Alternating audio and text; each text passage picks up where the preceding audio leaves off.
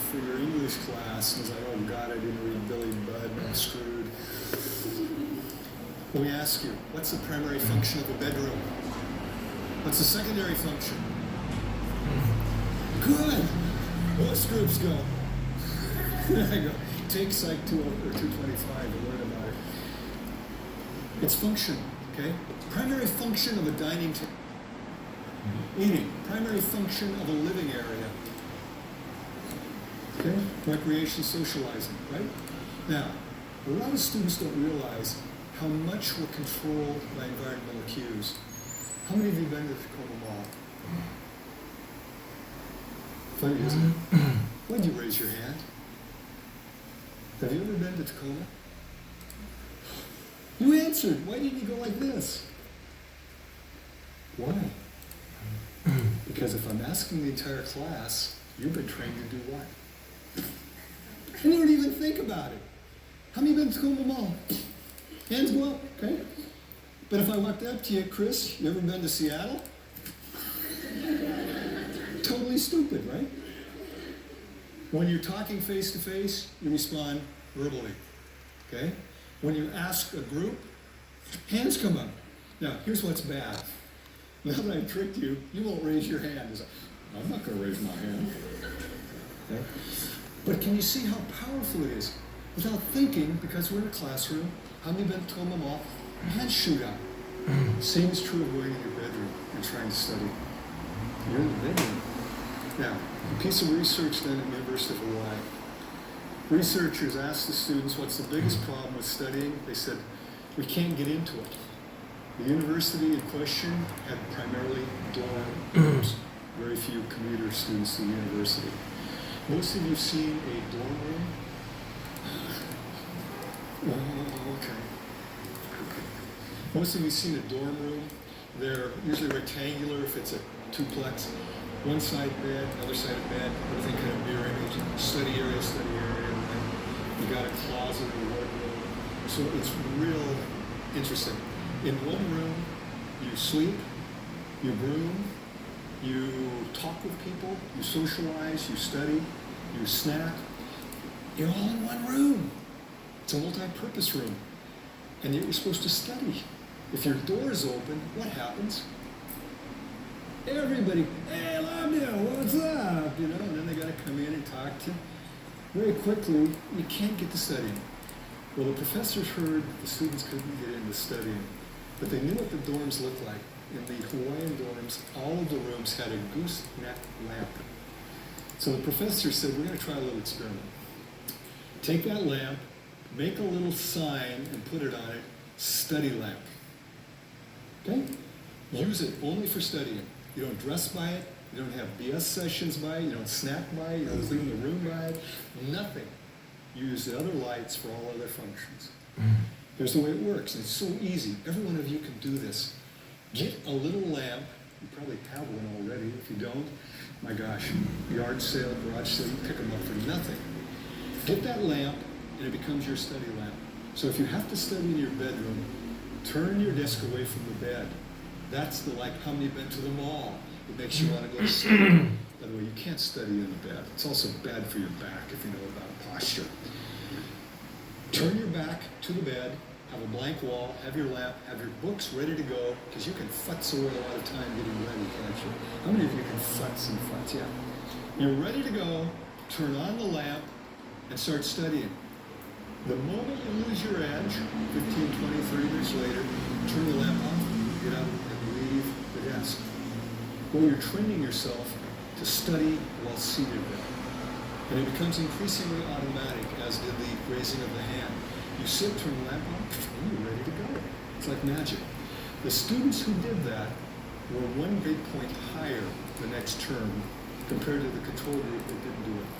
1 grade point simply by creating a study area. Now, if you study in the kitchen dining, remove all food cues, because I know what happens there. You start thinking, turkey in the fridge. Yeah, Swiss cheese in the fridge. Oh yeah, sandwich time. How many of you have studied and created sandwiches? It takes about a half hour to make a really good one. You eat it, so damn good, what do? Make another one. And pretty soon, not only are you not studying, but you're getting the spread going, okay? You're really frustrated then. The living area, I'm going to tell you, you can do this experiment. You try to study in the living room and you're focused, and other people are listening to music, watching a movie, watching TV. They won't leave you alone. Hey, Marty, look, it's really good. Excuse me, I'm studying. And then they get angry at you. Well, boo on you too. You can't study in the living area. It's not designed for that unless you're all by yourself. And you turn off the TV, turn down the stereo so it's truly background. If you're singing along to your favorite song, you're not studying. You're singing along to a song. Your brain has to be focused to be really studying, not time sharing back and forth between singing and studying. So living areas, very tough to create. But if that's where you have to do it, you bring a little study lamp in, everything else off, turn on your study lamp, and create a study there. Are you getting the idea? Now, I'm going to go through a lot of suggestions. Break it up into small chunks, reinforce it, simple to do. Create a study area, simple to do. And you'll be amazed if you take these ideas and do them. I'm going to make a challenge to all of you. It's so easy to sit through a presentation, say, yeah, that sounds good, and then walk away and do nothing. Technically, as a psychologist, if it doesn't change your behavior, you haven't learned it. It's just in your head. To be a true learning experience, you have to behave differently. So my hope is you all make a promise. I'll try at least one or two of what I talk about today. And when you find out it works, say, gosh, I'll try a third one, maybe a fourth. I went back to grad school in the mid-'80s. Second time around, I actually aced every class. PLU gives pluses. I got pluses in all but one class. I didn't do that first time, okay? I was a good student, but not that good. I used the principles I learned about in teaching psych to become a student. I wish somebody had told me these things when I was a student the first time. It would have been a lot easier. Okay, so we've got two things going. Break your study up into little pieces with reinforcement. Create a study area if you don't have one. I think you said you do have a study. There you go. Okay. Next thing. The more active you are in your learning, the more effective. And yet, increasingly, I have students who think studying is reading it over and over, and they're going to have some magical thing where they suddenly understand it and remember it well. When you're reading it over and over, or saying it over and over, the term for that is rote memorization, spelled R-O-T-E. It can work. It is the way most of us were taught in elementary school. The way I understand it, a lot of Asian schools depend heavily on rote, and some of you may be darn good at it. And if you can memorize and actually understand by repetition, and it's effective for you, don't change. But for most of us, it's not the most efficient or effective way. The way to learn efficiently in college, first you have to decide, what am I learning? Is it a concept or a fact? A fact is a discrete little piece of information. Sigmund Freud is the father of psychoanalysis. That's a fact, okay? But understanding what psychoanalysis is a concept, okay? Understanding the name of a bone is a fact. Understanding what it does in the body gets into a concept, okay? So in studying, sometimes there are a lot of facts. In fact, I use anatomy as a good example. You got to memorize bones, muscles, organs, tissues, a lot of it. But if you simply memorize and don't understand the function of it, the comprehension of the actual concepts, it's a lot of wasted learning, really. Just to know a name of a bone is like, yes, so what? Okay? What does it do? How does it function? So, if it's a fact or a factoid, you have to approach it one way, and I'll talk about how you do that. But in most college classes, what we as professors are most concerned about is that you grasp the concept. Because concepts, once grasped, will stay with you a lifetime. Facts can easily get confused, but that's why we have Google, why we have reference books. If you know the concept, you can quickly look up the fact if you have to know that for a particular fact. The neat thing is, I get questions, who has more advantage, younger students or older students? Depends on what Most of us, as we get older, realize concepts are what are really important to make our lives better, to be effective in our work, to be effective in our personal lives. Facts, though, we realize we can look up. We can get those if we need them. Young people actually often learn facts very quickly, but they never think about the concept. And I'll give you a simple example. I'm an old guy. When I was a bit younger, I would sing along with the radio with my adolescent daughter in the car. Oh, Dad, if you don't know the words, don't sing the song. I'd say, okay, Beth, you're right. I'm not singing exactly what he or she is singing, but it's conceptually the same.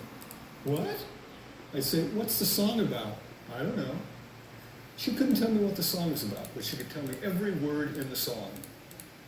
That's learning facts and not seeing the concept. I, as an adult, I know the concept. I just make up my own lyrics, okay? Because I don't worry about the factual. Now, some of you are going, yeah, but my teacher does. I got to know the facts as well as the concepts. So we'll first deal with concepts. Here's the question. Can you put the concept in your own words? If you can't, you don't really understand it, okay? It's not meaningful to you.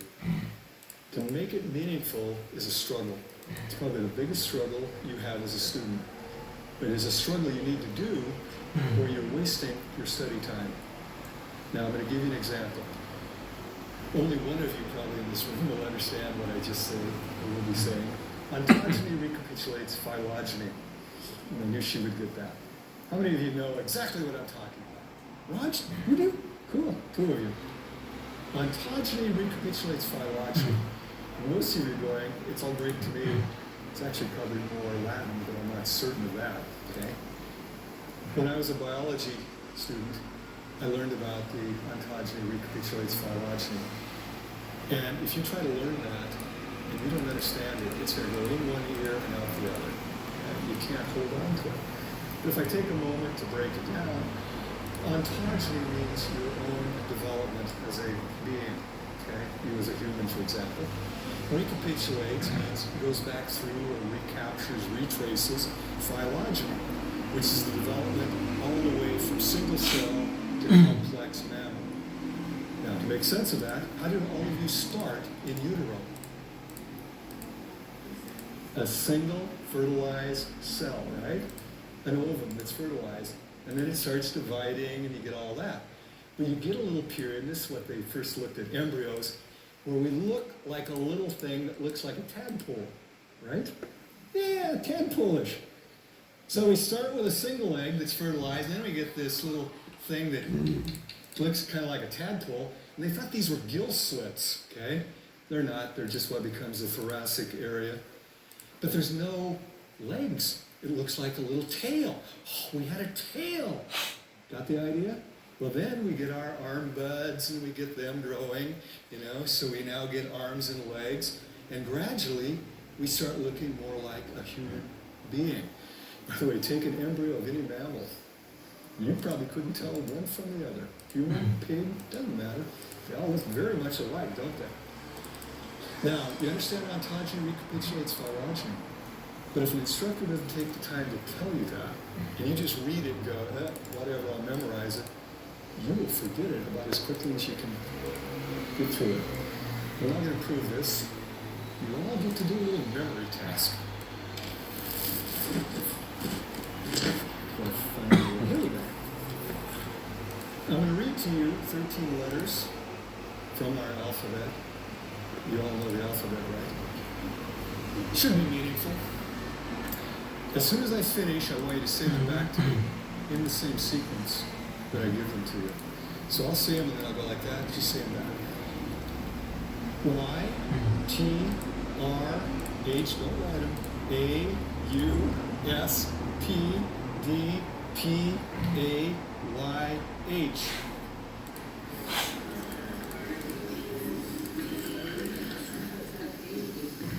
Boy, somebody sounded like they got quite a few. But did any of you get all 13? By the way, the fact that you took notes is a good thing. It's one of the best things to help you remember. And I sit in front of classes where they just go, for 50 minutes I'm giving them wisdom and they're not taking a damn note. And then they wonder why they don't remember. You can't remember everything in a lecture. I'm going to rearrange the letters a little bit, see if you do any better. H, A, P, P, Y, T, H, U, R, S, D, A, Y. The letters in sequence. Whoosh, letters.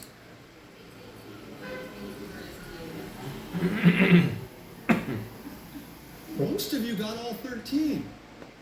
And you thought coming to this lecture you might gain nothing. I've just taken your short-term memory span, which is usually 5 to about 9 letters, and expanded it to 13. Can you do them again? What are they? Damn, you're good. Well, I'm good. Now, obviously, it was a little easier. Those were the same 13 letters. Same ones. If you're studying anything conceptual, and you're trying to memorize it, it's like Y, T, R. It doesn't make any sense. It's in one eye, out the other. If it's out loud, one ear, out the other. But if you take the time to discover the meaning in it, suddenly it clicks. And I could probably ask you next week what were those 13 letters, and most of you tell me. At the end of the quarter, I could ask you, most of you can tell me. You might be confused, was it Happy Wednesday or Thursday? But you'd guess probably Thursday.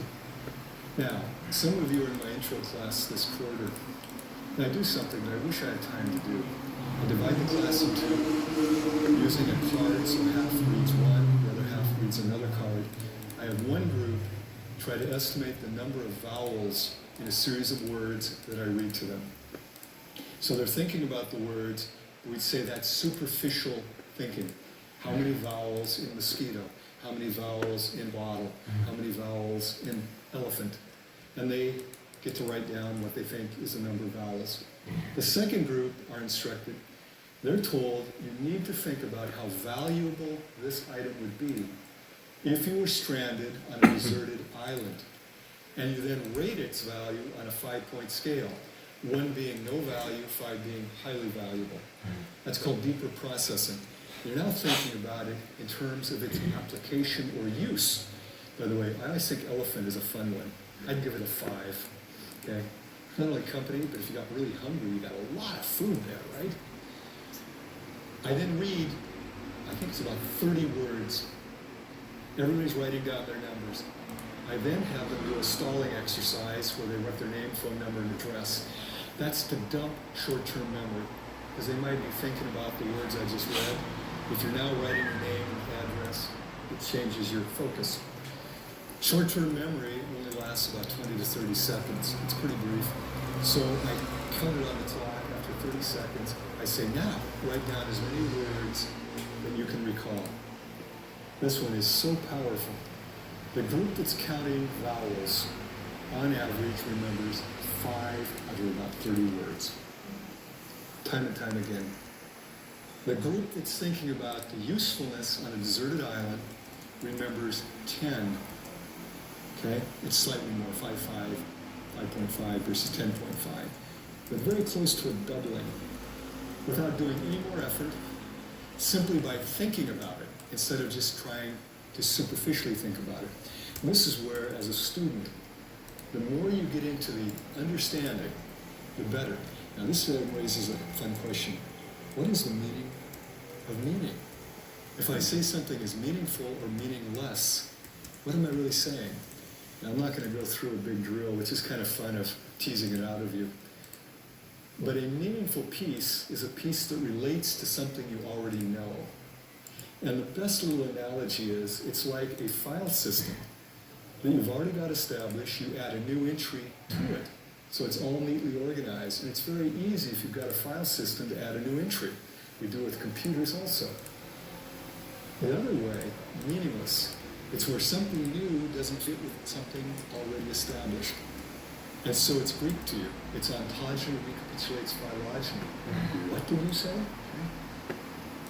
If it's something brand new and you can't relate it, you have to create a new entry. So you have to grapple with it. You say, what does that mean? But as I broke it down, I then could associate it with something you already understood. You've probably all seen little embryos. You got the idea of an egg, the idea that it kind of recaptures our development from a primitive one cell to a very complex mammal. You get that idea. That's the meaning of meaningfulness. Now, as a teacher, I think all of us, as we are teachers, we all try to make things meaningful in our classes. So we give stories, we give examples, but sometimes our examples don't work for you. This is where you have to tease it out. So I'm going to go to a couple things to help you there. First, study groups. We underutilize them, especially community college. Would people get through med school without study groups? Not very many. Do we have vet tech back there? Dental hygiene, vet tech. Pretty sophisticated stuff they have to learn, right? Do they do study groups? No? Oh my. I would hope they do. I would encourage them to do it. Where I've got students to form study groups, performance of the groups go up dramatically. Now, part of it is probably because they're motivated to do that, so it's a bit confounded. But I'm convinced there's also the power of studying with other people. I know these concepts in psych so well, I can't see how they're confusing. But another student who's just found the answer can sometimes turn and say, Thursday, here's what it's about.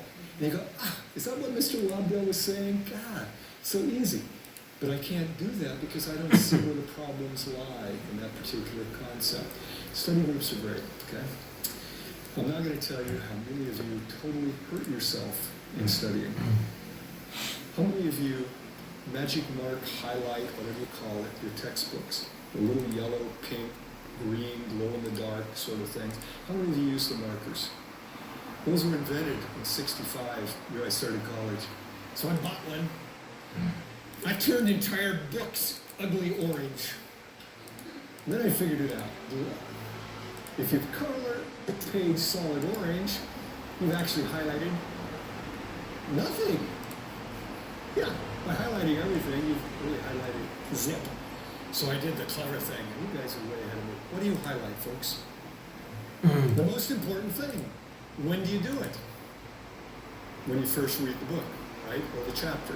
So you read through, are you studying? No, I'm reading for the most important things. Zip, zip, zip. Some of you get out rulers to make it really neat. Take hours to make pretty little. Then you go back to the start of the chapter. You read the first thing you underline, and you go, I remember that. No, you don't. You recognize it. People are incredible at confusing recognition with recollection. Your visual recognition threshold is so great, you can see a person once, see them years later and go, I know you. Were you a student at Pierce College? Yeah. Did you take psych? Yeah. From Lobdell? Yeah. 36 years I run into that, okay? Proof of this, grab a magazine in your house that you haven't looked at for a while, leaf through it, you will get the illusion of remembering virtually every advertisement and article. But to prove that it's not recollection, it's actually recognition, before you turn to the next page, predict what's on it. There's no way you're going to be right. But as soon as you turn and go, I remember that. No, you don't. You recognize it. Now, going back to your book, you've highlighted the most important stuff. You now go back to study it. You say, oh, I remember it. So do you study it? No. So what don't you learn? The most important part of the chapter. And then they come in the next day all ready for the quiz. Oh, I studied hard last night, Mr. Lobdell. Here's your quiz. Unbelievable. I can't remember a thing. How many of you heard that? Those of you who teach, I could retire now if I had a buck for every one of those comments. I don't correct it. I shake my head and think, poor baby, you think you knew it, but in fact, you recognized it. You didn't know it. Now back to this active learning. How do you know you know it? If you can look at it, go to the next one, read it, and then stop and go back to the one before. Look up in the sky and in your own words, say what that was about. Yeah, you know it. You will not forget it overnight unless you suffer a pretty major cerebral accident. It just doesn't happen. But when we're talking about this, most of you undo good studying by not sleeping adequately. Some of the latest work on REMing, we're not sure exactly how, but there's something going on. It involves the hippocampus. It involves the storage from a transitory long-term memory to a permanent, what we call consolidation. That just labels it, doesn't really say what's happening. But we're getting increasing evidence that that consolidation process is dependent on rapid eye movement sleep, which if you're an adult happens about every hour and a half once you fall asleep. If you're not getting a good night, typically around 8 hours, you're not getting enough REM. What you've studied doesn't become permanent. And I can tell you there are studies that show simply by getting better rest, some students improve markedly in their performance because their brain now stores it a lot more efficiently. By the way, if you know anybody with sleep apnea, the biggest thing they'll tell you is, I can't remember anything, my brain's shot. It's like my memory is gone. Yeah, it is, because your REMing isn't happening, because you wake up so often, and you can't consolidate and store permanent memories. Here's a funny thing. There's no money to be made by telling people to get more sleep. So you don't hear about it on TV. Sylvian isn't telling you to get better sleep because they don't make any money.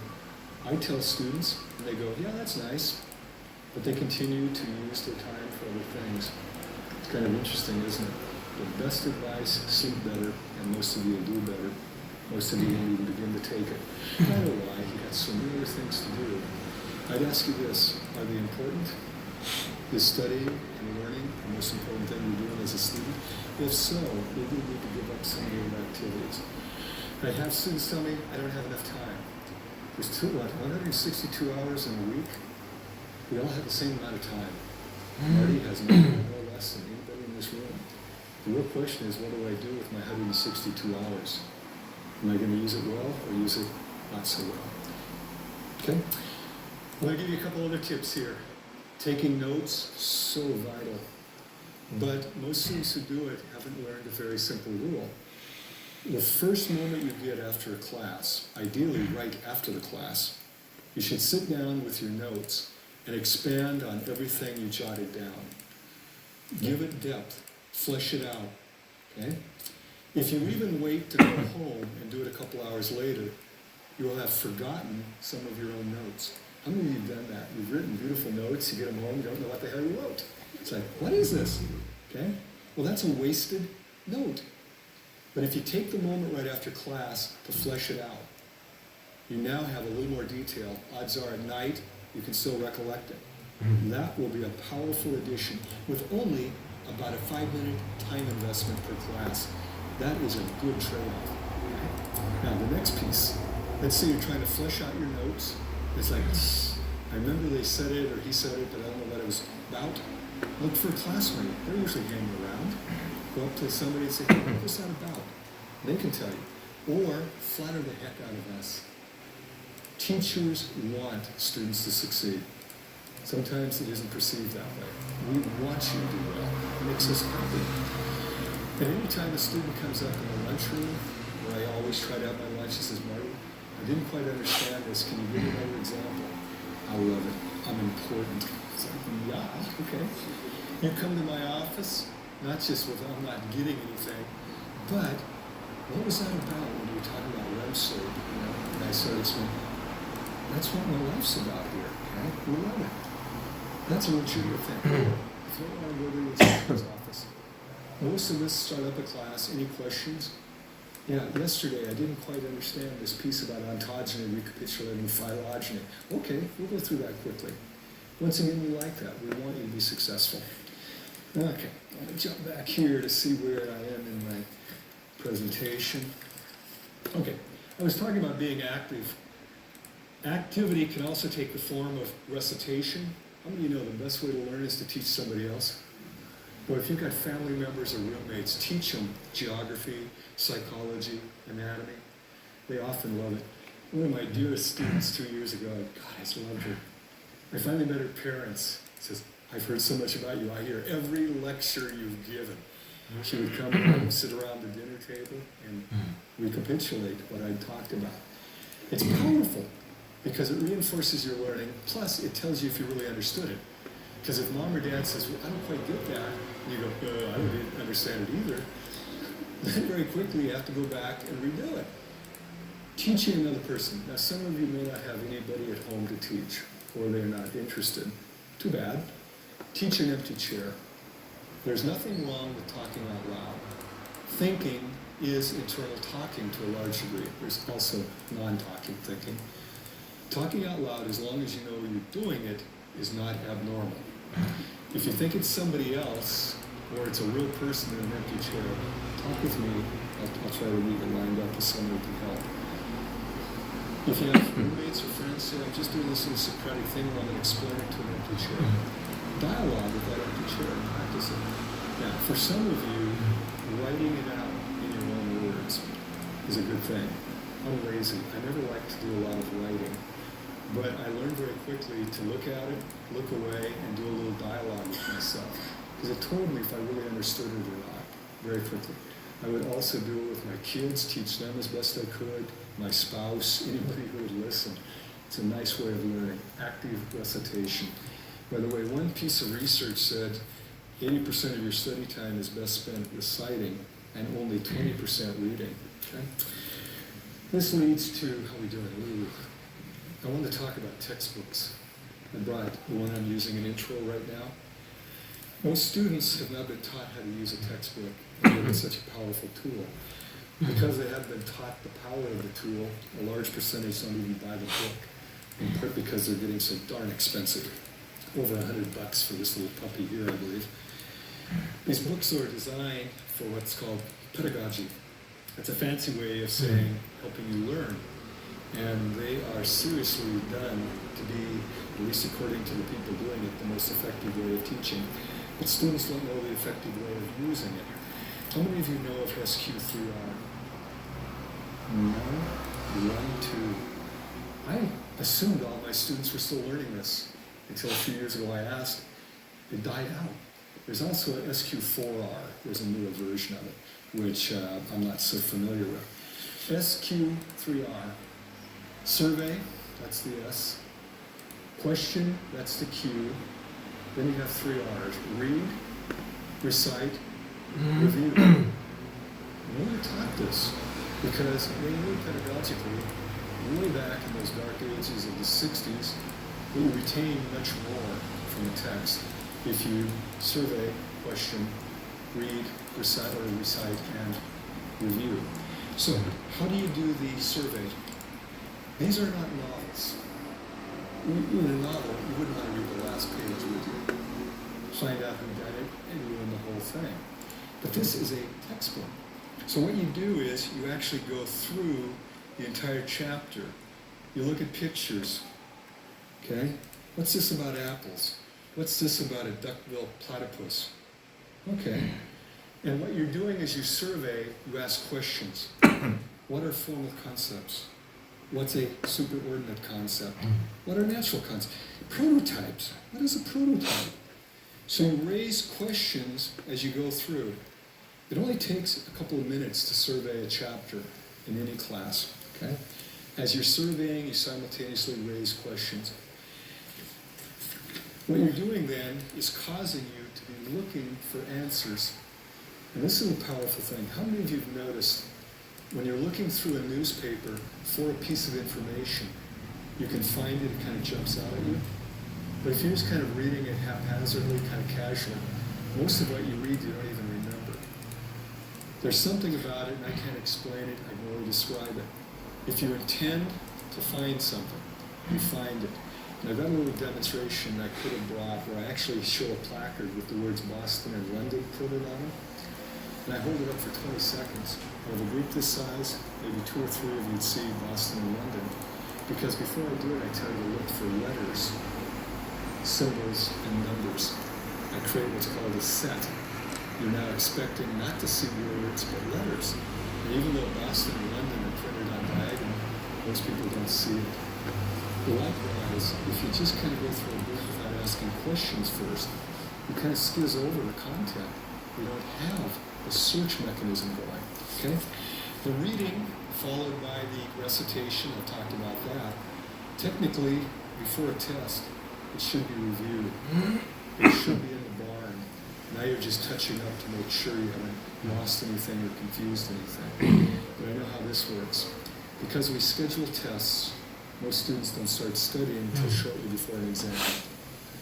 And much like my friend, they put so much time all massed together and only study for about a half hour, pull all-nighters so they don't get the good rest, come in and do poorly. You're undoing yourself.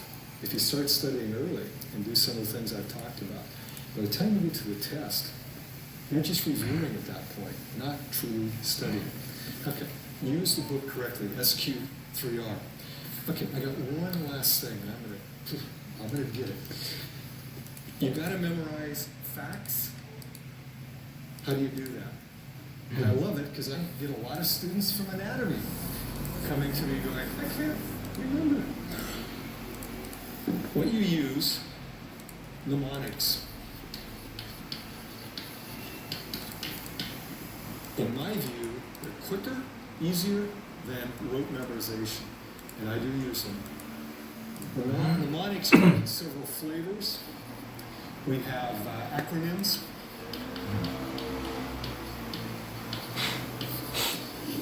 We have the coined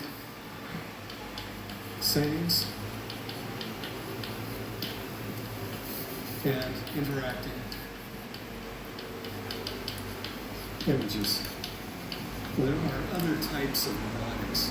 Technically, taking notes is a mnemonic, because a mnemonic is any system that facilitates recall. Most of what I've been talking about are technically mnemonics. But these are more formal, okay? How many of you have learned that you can take letters and form a word using those letters to remember certain facts? Okay? Ones that come to my mind, Roy G. Biv. How many know about Roy G. Biv? You know.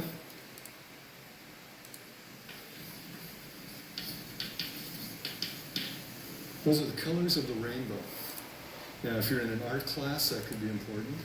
If you're taking physics and you're learning about the spectrum of light when it goes through a prism, where you're breaking down light and anything that refracts it out, like a rainbow, you know. Colors are what?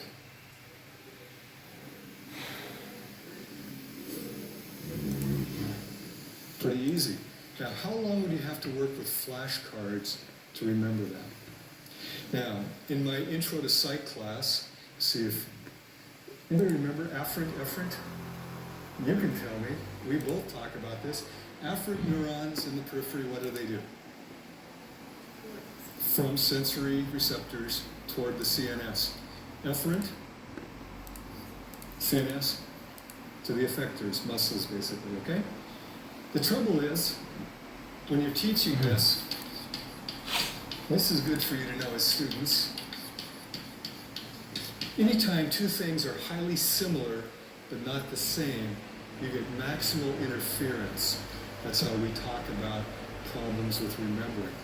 So you memorize it without really knowing it, and you're sitting there on a quiz going, oh yeah, it's afferent. No, it's efferent. No, it's afferent. How many of you have done those flip-flops? And your brain gets, and then you tell the teacher, you're tricky. It's not tricky if you know which is which. It's very easy. But if you're confused, it's terribly tricky. And I just once again think, oh, you didn't really know it. So when I tell my students, really they're both the same.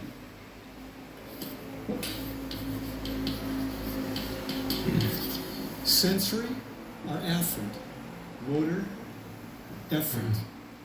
Now with that little acronym, SAME, you can study very little. They're both the same. Now, this is where I had a student in my class say, okay, SAME, big deal. But I'm in anatomy and physiology. I said, what's giving you a hard time? He says, we're studying the heart.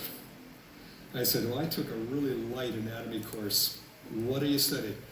The left and right atria. One is deoxygenated blood, and the other one's oxygenated, because one's on the way to the lungs, the other one's coming back from the lungs. And she said, I can't keep it straight. Now that's a factoid. She understood the function of it. The concept was there. But every quiz she'd flip-flop. The right is deoxygenated. No, the left is deoxygenated. Boop, boop, boop. So I said, okay, tell me which is which, because I don't know. She looked it up in her book, and I've never forgotten. She said the right atrium is deoxygenated. Am I correct? Better be. I said, can you remember radio? This guy was sharp, says, that's not how you spell radio. I said, you're correct. It's an acronym. Right atrium deoxygenated. Her little eyes lighted up. With one little thing, she could keep it straight, okay? And if the right atrium is deoxygenated, the left atrium is, or Lato, if you like Lato, okay? I don't know, it's done. Now, this is where I put a challenge to you. Sometimes acronyms can come up, they're very easy. Now, I'm going to go with one, and you can help me on this. 12 cranial nerves. Give me the saying. No, not the other, no, not that one. There's two of them. Tongue, top, and some hops. Okay? Now, what she just gave you were the 12 cranial nerves, the first letters in descending, right, from the top to the bottom. And I've never learned all of them because I didn't take that serious. But if you know on old, obviously O, you're going to have, what are they? Okay, olfactory, optic, okay? And you go right down, Olympus, towering top, da-da-da-da-da, okay? Now there's another one, O to touch and feel. I don't go there, okay? Only women instructors get away with that one. No, I won't go there. If you can come up with an acronym, or pardon me, a coined phrase, how about this? In 1492, there you go. How do you unscrew something? You turn it counterclockwise. You turn it clockwise. So I tried to teach my son this. He says, no, Dad, it's righty-tighty, lefty-loosey. That's another saying. It's perfectly good. It's just one that I didn't know. How many days in the calendar? 30 days. That's September, April, June, and November. Who used to learn that? They don't do it anymore. You kids have learned. Look at them. January, February, March, April. We'll tell you long, short. We'll not tell you the number of days in February, nor the rule. Well, makes it 29, right? Little sayings can allow you to remember things very well. My very good mother just served us 9 pizzas. She knows it. What are they? Planets from the sun outward. Unfortunately, the pizza is no more. It got degraded, right? It's no longer a planet. Okay, those are these sayings. Sometimes a saying allows you to remember things. For my money, though, the third one, interacting images, is the best of all. And I'm going to draw from nutrition. How many of you taken human nutrition? Aha! You can tell me then. How many calories per gram in protein?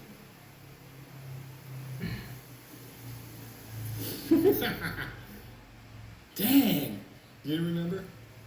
Oh no! It's 4. By the way, some books say 4.5. Calories per gram in carbos? 4. Calories per gram in fat?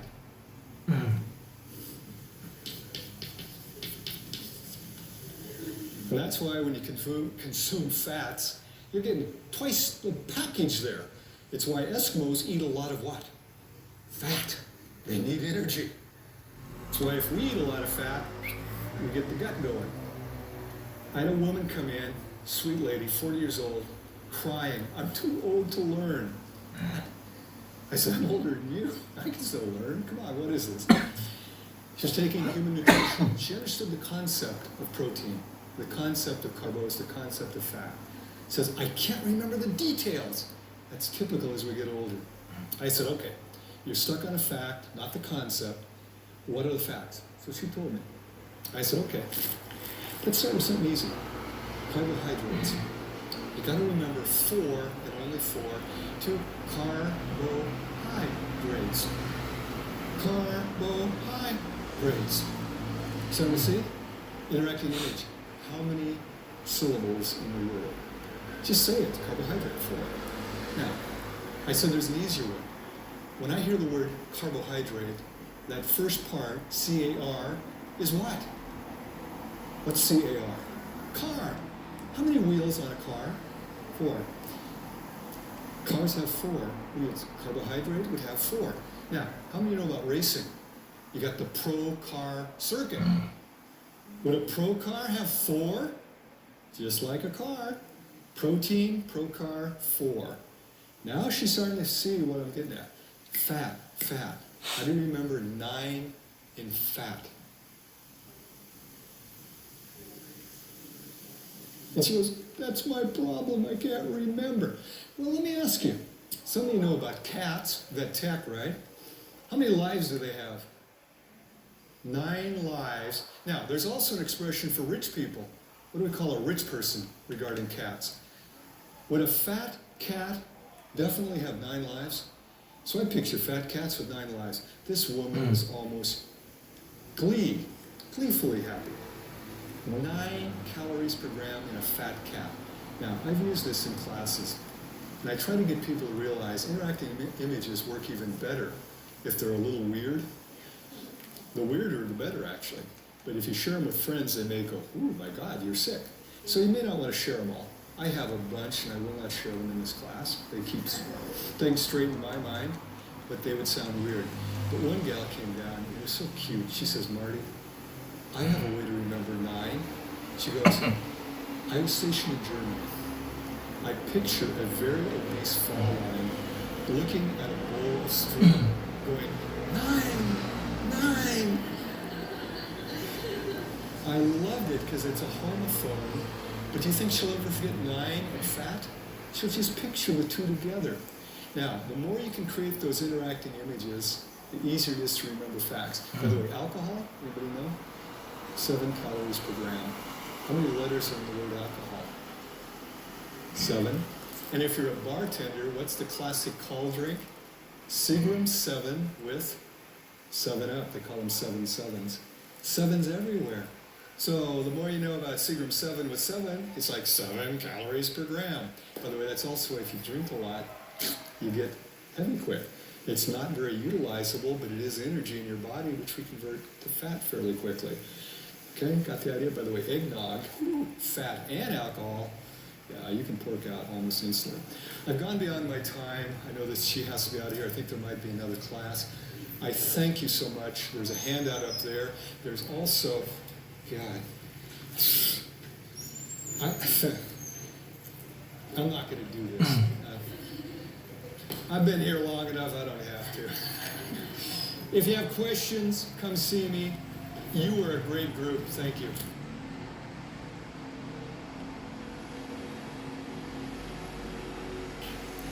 I wish I had enough time to cover everything, but I don't. So I'm going to pick out kind of the most important things and make sure I get to those right off the bat. So, is it going? Okay, I see the red light. I'm going to ask you a question. I want you to think for a moment and tell me, how long would you estimate the typical college freshman can read material in their book or in their notes and effectively be learning what they're reading? Okay, 5 minutes, says Chris. 25 minutes? Hour?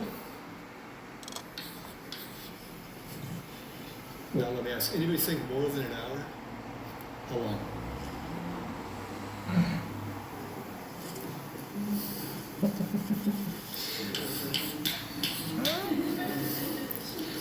By the way, I had a guy, last time I did this, he said, oh, I can do it in about 6 hours. Well, then I found out he is a medical resident, just finished medical school. His wife was in my class, and indeed, my daughter's 4th year med. Oh yeah, 4 or 5 hours, but that's not typical, I can tell you, okay? Anybody less than 5 minutes? Okay, so we get 5 to maybe 4 or 5 hours. A study was done, I believe the University of Michigan. They asked students to do the following thing. When you're ready to study, you've got all your materials, you're back in your little dorm room or your place you live, check your watch, start working. The moment you feel that sense of, I've read it, but it's not coming through, and it's like, I'm wasting my time. We all get that feeling. Note what time it is, record that, and bring it back. And they had many, many hundreds of freshmen and sophomores do this, and then somebody took the time to compile it. And typically, right about 25 to 30 minutes. By the way, it's also true of lectures, and you've all proved it to yourself. You come into a lecture, you're really alert, check the clock, and by 25 after, it's like, yeah, and I see it in every class I teach, but how long do we teach? 50 minutes. And yet, probably most of the learning, if it's going to happen, is in the first 25 to 30. Okay. I'm going to talk about a person, because I also like to teach by anecdote. A woman named Jeanette. I was a junior at Western, she was a freshman. Because I was a junior, I could live off campus. Those days, colleges were your parents in absentia. She had to live in a dorm because she didn't have a relative in town. We were dating. She got her first quarter at Western, a D average, 1.0, 15 credits a D. She decided she really needed to buckle down, plus the school said, if you don't make it up, you're going to be kicked out. So the second quarter of her freshman year, she set the following goal: to study for 6 hours a night, non-stop, 6 to midnight, Sunday night through Thursday night. Friday, Saturday, she could party. The rest of the week, she was going to study. Now, one would assume, my gosh, going from little studying to 6 hours a night, 5 nights of the week, she should have aced everything. You want to guess her grade point, second quarter? 0.0. She failed every class. And this is why telling people to study more does not necessarily help.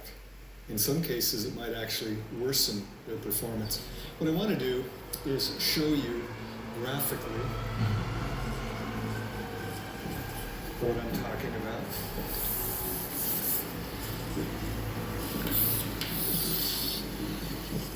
Let's say this is efficient studying, and I know there are no numbers there, but higher means more efficient, lower means low or no